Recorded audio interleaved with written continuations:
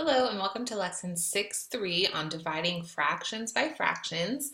We're going to continue on with what we learned in lesson 6.1, and we're still going to be talking about that freeze, change, flip strategy when we're working with fractions and division. So I'd like you to start with this launch in your student companion book and go ahead and see if you can find a fraction that should go in those boxes. All right, hopefully you had some time to think about it. If you remember that divisions, the opposite of division is multiplication, we can work backwards and we can say 3 times 2/9 is going to give us this answer. And so we can do 3 times 2 is 6, and 1 times 9 is 9, and 6 over 9 would be 2/3. So my guess is that this is 2/3. Let's go ahead and view the solution here. Oh, good, it is 2/3. So, and that's exactly what we were talking about, where we can work backwards and we can say 3 times 2/9 is 2/3. So therefore, 2/3 divided by 2/9 must be 3. Okay, so that's the space, or that's what you could have written in your space on your paper. And we're going to jump into part 1 for today, where first we're going to be looking at how we can use a number line to divide fractions, and then we're going to go back into our freeze, change, flip. And again, like I've told you before, it's important for us to see why we get the answers we're getting when we're dividing fractions by fractions. And then once we know why, we can just go back to using the freeze, change, flip strategy. So let's listen to the explanations. Draw or use a number line. Because you want to divide by 3/16, divide the number line into 16ths. Label the dividend 3/4 on the number line. The number line shows 16ths, and 12/16 equals 3/4.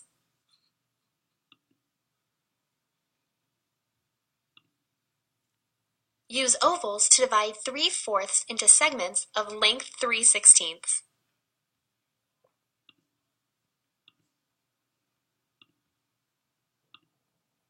Count the number of equal segments to find the quotient.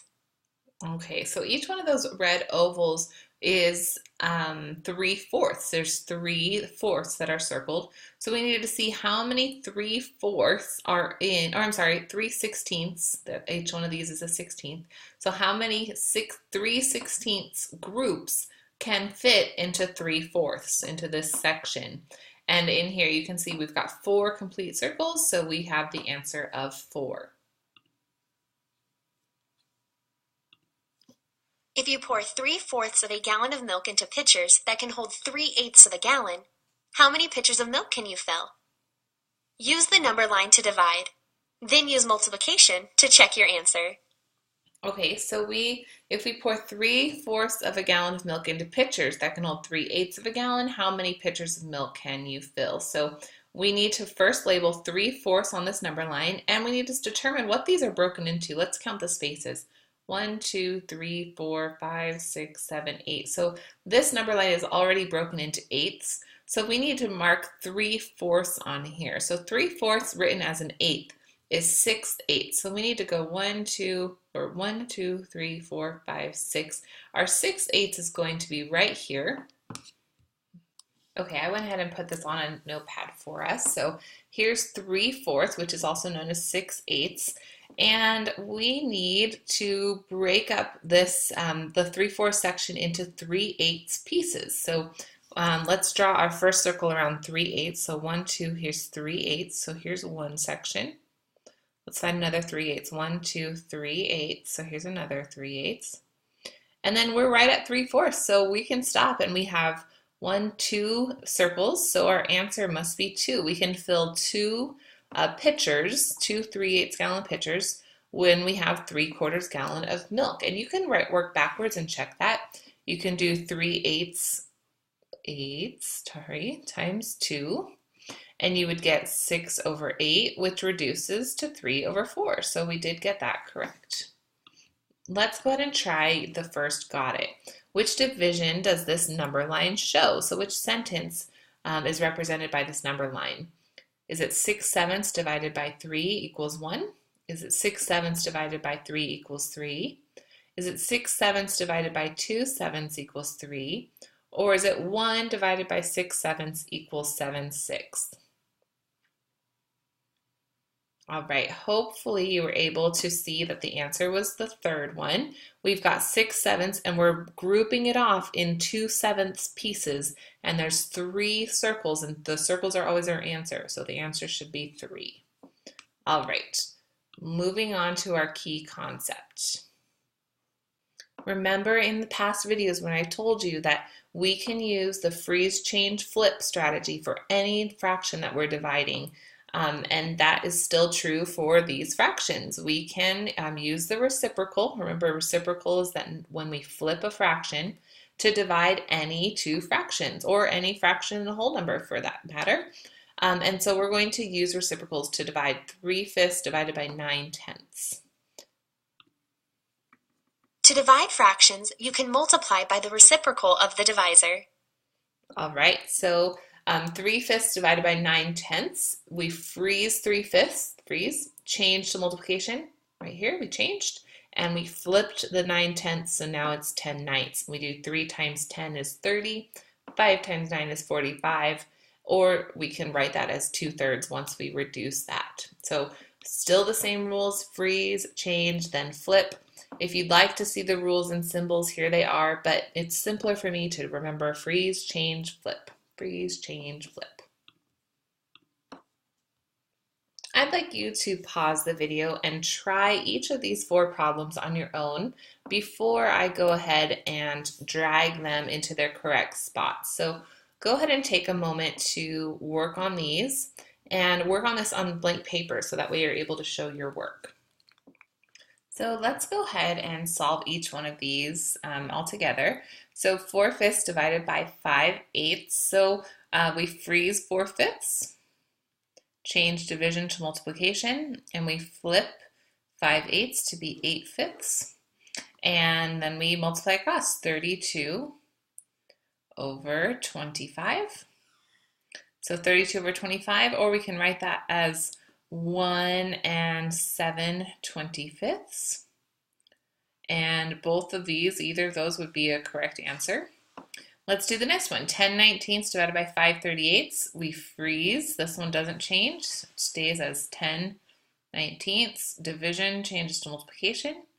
We flip, so it's 38 over 5. And we can simplify this one, actually. We can change that to a 2 and that one to a 1. And 19 also goes into 38, so we can say 1, and it goes into 38 2 times. 2 times 2 is 4. 4 over 1, or just 4. Both of those would be correct answers. Now let's look at 4/5 divided by 5. So 4/5 divided by 5 over 1. Freeze 4/5. Multiply instead of divide, and 1 over 5. That'd be 4 over 25 would be our answer for that one. Let's do 7/8 divided by 5/8. Freeze 7/8, 7 over 8.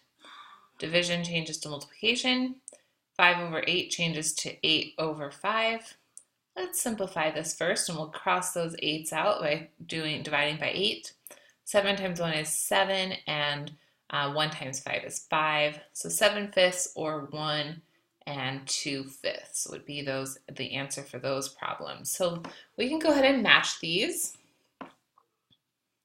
Equal to 4. Oh, now I'm not remembering. Let's see. 4 was this one. Equal to 1 and 7. Okay, so we have the 1 and 7/25 is the 4/5 divided by 5/8. That's this one. And the 4 and 4/25 was this one. And I apologize, you probably realized while you were listening to the video, but I copied this problem incorrectly, and I did 7/8 divided by 5/8. But 7/8 divided by 3/8 would be that 2 and 1/3. So I apologize for mixing that one up on you. We just got a little extra practice, that's all. Go ahead and try 5/14 divided by 4/7 and see what you get. Hopefully you got one of these 4 answers. Let's see what the correct answer is. 5/8. Okay, so if you'd like to see the solution, here's how we do it. Freeze, change, flip. Freeze this first number, change multiplication, flip that second fraction, and simplify if you want to first. Otherwise, you'll have to simplify later, and then you'll get 5/8 as your answer. 5/8. Good work. In part three, we are talking about creating story problems for division problems. So writing a word problem basically for a division problem. And most of the time you're used to reading a word problem, then needing to solve it, but this time you're creating a word problem. So in this division problem, 2/3 divided by 9/10, which one of those story problems would result in you having to do 2/3 divided by 9/10? Would it be option 1 or option 2? Go ahead and think about it and then come back for the answer. All right, so option 1 is the only one that will result in you doing 2/3 divided by 9/10. It says how many 9/10 quart pitchers can be filled with 2/3 quarts of water. So you would have to do 2/3 divided by 9/10 in order to get that answer. This way you'd have to do the opposite. And remember with division, we have to go in order. We can't switch these numbers around, otherwise we'll get a completely different answer. Let's go ahead and look at our close and check before you start your homework. And you should have your companion page for your close and check. And I just want to make sure, I want you to do all of these problems here. Yeah, so let's do all of them. And on question 5, you're going to need to create a story problem that results in this problem and results in you needing to do this math. So think about it. If you need some help, try thinking about it with like serving sizes of food. Like how many 2/9 servings of yogurt are in 11/12 cup or something like that. Create your own story problem that goes along with the numbers for question 5 and then come back for your answer. All right, here are the solutions for the close and check for lesson 6-4, I believe we're in 6-4 or 6-3, whatever, 6-3. So here they are, questions 1 through 6. Go ahead and pause this if you need to go pause this to check your work. And then we are finished with this lesson. We have one more to go, and then we're almost finished with chapter 6. So keep up the great work, everyone.